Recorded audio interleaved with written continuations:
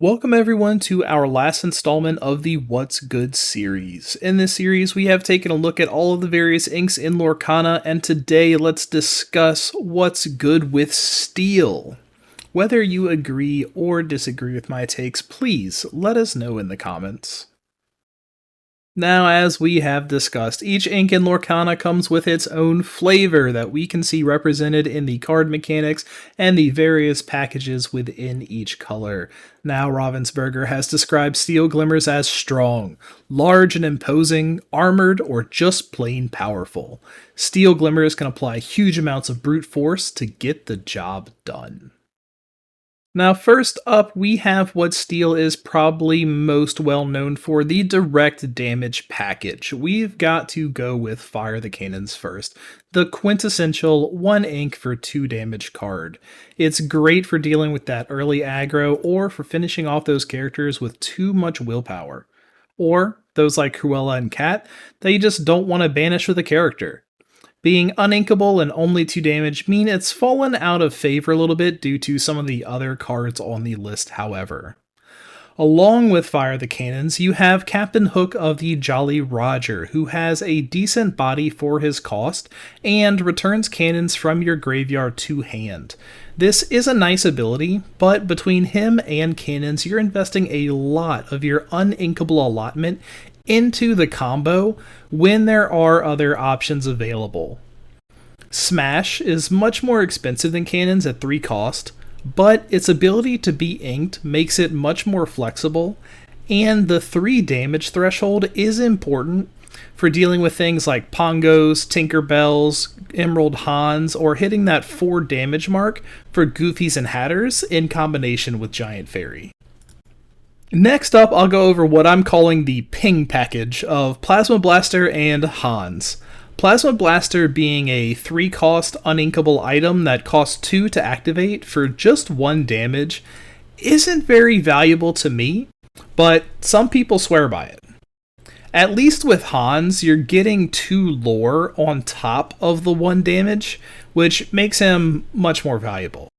Now, I think we will see some triggers on non-combat damage in the future that will make these 2 much more valuable. And finally, we come to the 2 rock stars of direct damage, Tinkerbell, Giant Fairy, and Grab Your Swords, affectionately known as Tinker Bomb. Tinkerbell not only does 1 damage to all opposing characters when she comes into play, but also 2 damage to a chosen character when she banishes a character in a challenge, which makes her a phenomenal board control piece against decks that like to flood the board with smaller characters, especially since she can be shifted out turn 4. Similarly, Grab Your Swords is a 5 cost song that does 2 damage to each opposing character, letting you deal out damage to their whole board and wiping out those smaller characters, or finishing off any larger ones that have already taken some damage. Where the Tinker Bomb comes into play is the ability for Tinkerbell to shift out and immediately sing Grab Your Swords, hitting the whole board for 3 damage, which can be brutal, especially early game. You can have this happen on turn 4. Steel also has a surprising little draw package. Much of it focuses on hand filtering, like with Simba, Baby Tink, and Ransack, which doesn't provide any actual card advantage, but I'd love to see some discard triggers or recursion or other graveyard mechanics that can combo with these effects in the future. There are a few standout draw cards though. Beast Mirror is cheap and inkable, making it flexible. And while needing to have an empty hand sounds restrictive, without other draw sources, you'll be top decking after turn 5 if you are playing on curve, making this a very reliable draw source for decks that do not have any other draw mechanics. Then there is a Whole New World, which has each player discard their hands and draw 7. This is the single largest draw card in the game, but it is a double-edged sword. Sometimes it will help your opponent more than you, but with careful play, it can be incredibly powerful. There are also decks built around using this card to deck out your opponent, instead of playing to get to 20 lore as their win con. Now, Steel doesn't just pick off opposing characters with damage, no. Steel loves getting into a good brawl, and that's reflected in these next 3 packages. First up is our Challenge and Banish packages. Similar to Mulan and Aladdin in Ruby, Steel has a few characters that gain something from banishing other characters. We've already talked about Giant Tank and the board control monster that she can be, which leaves us with Simba, Rightful Heir, and Teika, Heartless. No, it's not a Kingdom Hearts reference. Or is it? Both of these characters gain lore when banishing other characters. While they don't have the ability to take lore from your opponent, like Aladdin, being able to control the board and progress your win con at the same time is incredibly valuable in a game where your actions are limited and you're often choosing between one or the other. I also threw Frying Pan in here as it is designed to stop these types of characters from gaining that extra value. Right now it isn't very useful, but if we see more effects like these in the meta, we'll see if that changes. Next up, we have our challengers. These cards gain additional strength when they are the ones doing the challenging, letting them trade up into higher cost cards, or survive a challenge with similar costed cards with high willpower and low strength. First up, we have our quintessential challenger, one of the faces of the game, Captain Hook, Forceful Duelist. As a 1-drop that can trade up into 3-drops, even some 4-drops, Baby Hook can be a scary deterrent for your opponent for sure.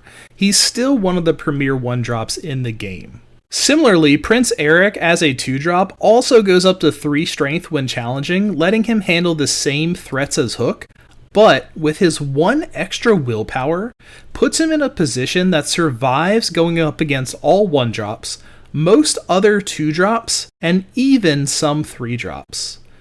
Then, we have what I call Happy Hook, who is an incredible early game threat. While he isn't particularly great at cost, being able to shift onto Baby Hook turn 3 is incredible. Challenging for 5 on turn 3 means he'll be able to take out anything your opponent can have out on the board, even just-in-time Cuscos or Mad Hatters. And with his ability to not be challenged by anything 3 cost or lower, means that he is safe from being challenged in return. Against low to the ground decks and with a bit of healing or damage prevention, he can keep clearing out their board over and over. And against more curve-based decks, he can definitely trade effectively. Then we come to the big boy, Simba Return King with a whopping Challenger 4. This lets him swing with 8 strength, taking down any character other than Triton in one go. The real key to his prowess, though, is his ability to challenge evasive characters, giving Steel an answer to them outside of direct damage. While he isn't exactly a staple, the flexibility of dealing with large willpower or evasive characters makes Big Simba a solid tech piece worth at least 2 slots in most Steel decks. Then we have our Bodyguards. These are great for protecting your more valuable or more numerous characters from your opponent's challenges. Instead of dishing out the hits, these are the ones that are taking them. Hercules is still a solid 3-drop, but has been overshadowed a bit by Baby Simba in Amber. Donald Duck, though, is highly undervalued in my opinion. At 4 cost, he's in a position to protect even more valuable characters than Hercules, and with his whopping 5 willpower, can truly take some hits. The best part, though, is that he can challenge opposing evasive characters on top of everything else, which is just a little bit of nice added utility.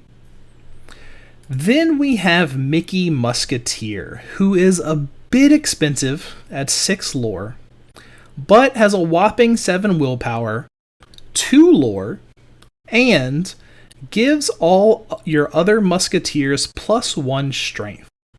Now, with only Goofy, Donald, and Mickey being Musketeers, the archetype isn't really developed enough to be worth building around, but I am really hoping that we see some Dreamborn Musketeers that can really flesh this archetype out, as it's one I'm dying to make work. Finally, we have the Musketeer's Tabard, which lets you draw a card whenever one of your bodyguard characters is banished, giving you some card advantage and letting you more easily replace those characters that your opponent has removed.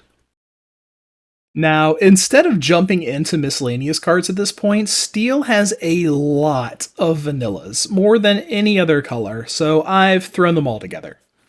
Cerberus and Kronk are both overstated for their cost, making them valuable pickups in limited formats. And while Maui's 8 cost is a bit much to deal with, he's still valuable in the Sapphire Steel ramp, or in limited if you pull a bunch of ramp cards.